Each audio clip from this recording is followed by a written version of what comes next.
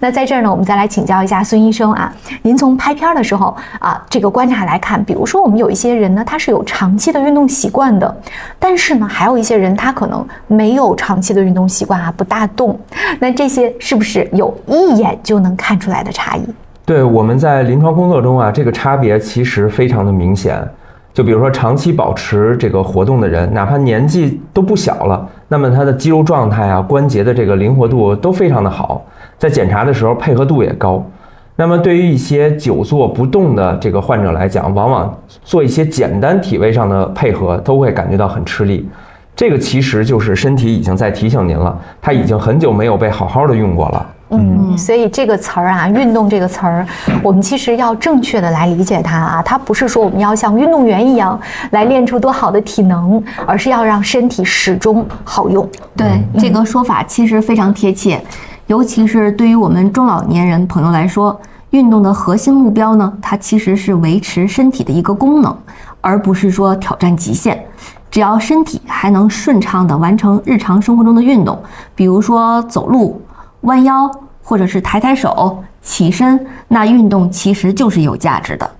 确实是这样哈。对于我们的中老年朋友来说，运动的真正目的不是挑战极限，而是维持身体功能。说白了呀，就是让自己还能够稳稳当当的走路，轻轻松松的弯腰，抬手就够得着东西，马上就能从椅子上站起来，不费劲儿啊。那只要这些日常的动作我们能够顺畅的完成，那这个运动啊就非常的有价值。我们再问一下胡医生，能不能给大家提供一些更加贴近于我们日常生活的建议？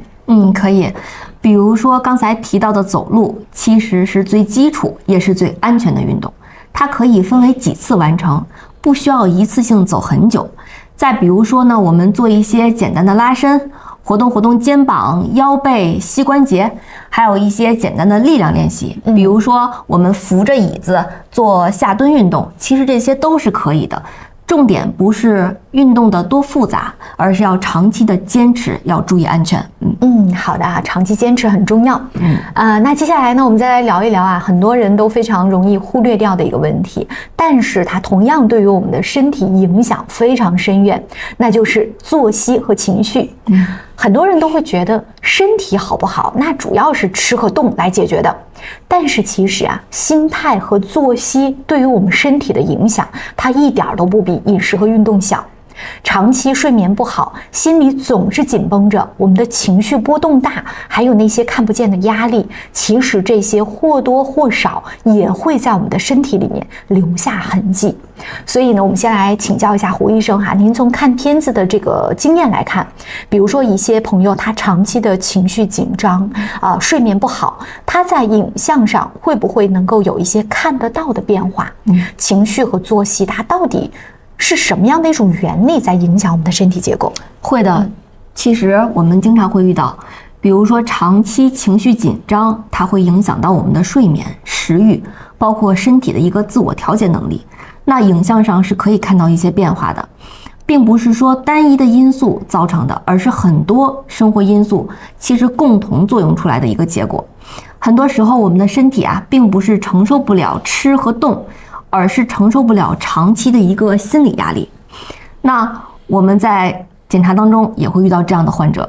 明白了啊。听胡医生讲啊，我真的是觉得特别的有共鸣啊。很多人都认为情绪是什么？心理的事儿，和身体可没什么关系。但其实恰恰相反，长期的紧张、焦虑、睡眠不好，它会影响我们的食欲、睡眠以及身体它自我的这种调节能力，而这些呢，也会在我们的影像上慢慢的体现出来。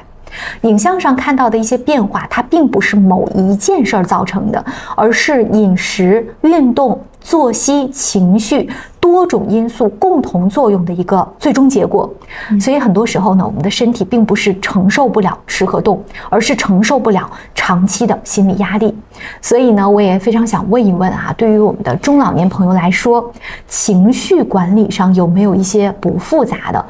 日常真实有效的，同时能够长期坚持的小的方法？比如说一些放松的小动作一些能够缓解心情的小情绪的这种小习惯，有没有一些小的建议？有的，而且呢，我一般会给大家建议呢，比较生活化的3个方面入手，而不是说去追求什么复杂的方法啊。首先，第一点其实就是一个规律的作息。很多中老年朋友会觉得自己退休了，时间多了，那作息乱一点也没关系。但是从我们的身体角度看，作息越不规律，情绪其实就越容易波动的，身体的自我调节能力其实也会下降。